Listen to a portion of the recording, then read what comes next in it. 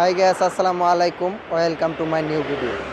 আজকের এই ভিডিওটিতে আপনাদেরকে জানাবো, আপনারা যারা নতুন সিঙ্গাপুরে আসতে চাচ্ছেন, আপনারা সকলে জানেন সিঙ্গাপুরে আসলে বর্তমানে আনস্কিলে আসলে 10 থেকে 11 লক্ষ টাকা লাগে পড়ে।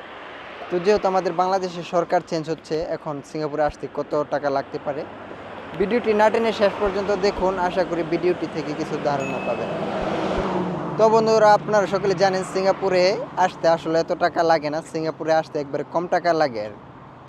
আমাদের পার্শ্ববর্তী দেশ ইন্ডিয়া থেকে যদি সিঙ্গাপুরে আসে, তারা আপনার 3 থেকে 4 লক্ষ টাকা অল কমপ্লিট করতে পারে। সব কিছু মিলিয়ে টিকিট ভাড়া সহ আপনি 3 থেকে 4 লক্ষ টাকার ভিতর সিঙ্গাপুরে থাকে। আর আমাদের বাংলাদেশের মধ্যে আপনারা জানেন এজেন্টে আপনার বিভিন্ন সময় বিভিন্ন অজুহাত দেখিয়ে সিন্ডিকেটের মাধ্যমে 10 থেকে 11 লক্ষ টাকা নেই। তো যেহেতু এখন বর্তমান সরকার পাল্টিচ্ছে, নতুন সরকার আসছে, তো এই নতুন সরকারে যদি চায়, নতুন সরকার যদি কিছু উদ্যোগ নেয়, তাহলে আমাদের বাংলাদেশ থেকে আসা এত টাকা লাগবে না। আপনি ইন্ডিয়াতে থেকে আসা যত টাকা, আপনি সেম টাকায় আসতে পারবেন। কারণ আপনারা জানেন সিঙ্গাপুরে একটা আইপি ইন্ডিয়ার জন্য যত টাকা লাগে আইপি বাহির করতে, বাংলাদেশের জন্য একই টাকা লাগে আইপিটা বাহির করতে। সিঙ্গাপুরে আইপি বাহির করতে বেশি টাকা লাগে না, অল্প কিছু টাকা লাগে আর কি।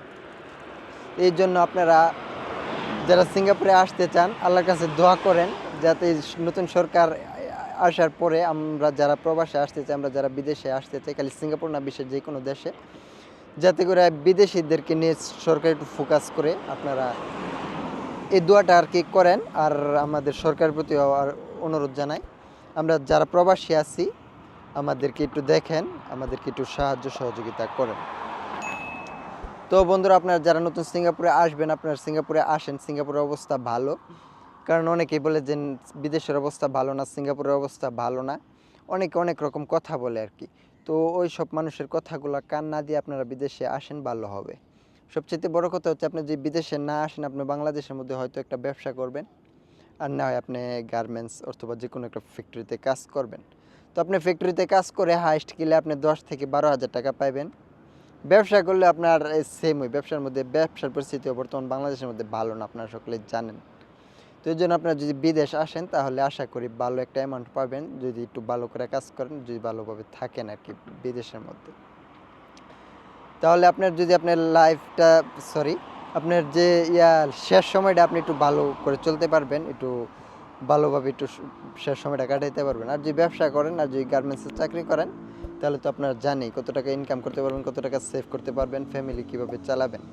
তো আমার মনে হয় এখন বর্তমান আপনারা ওই সব কথা না শুনে, যে মানুষের যা বলে যে কি বলে বিদেশের অবস্থা ভালো না, এইসব কথা বাদ দিয়ে আপনারা আইসা পড়েন, ভালো হবে। তো আমি আলহামদুলিল্লাহ, আমি সিঙ্গাপুরে স্কেল করে আসছি, আমার অবস্থা মোটামুটি ভালো, আমি ভালো একটা অ্যামাউন্ট দেশে পাঠাইতে পারি, মোটামুটি ভালো একটা টাকা আমি দেশে পাঠাই।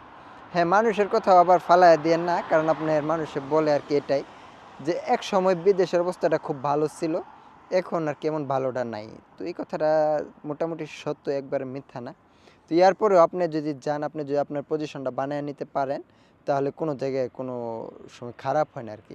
তো আপনি আসার পরে যে আপনি সুখ করবেন, এটা হচ্ছে ভুল ধারণা। আপনি বিশ্বের যে কোনো দেশে যান, আপনি প্রথমে একটু কষ্ট করতে হবে, তারপর আর কি ডে বাই ডে আপনার যখন আপনি সব কিছু বুঝবেন, শুনবেন, আস্তে আস্তে আপনার জায়গাটা আপনি নিজেই করে নিতে পারবেন, তখন আপনি ভালো একটা অ্যামাউন্ট দেশে পাঠাইতে পারবেন।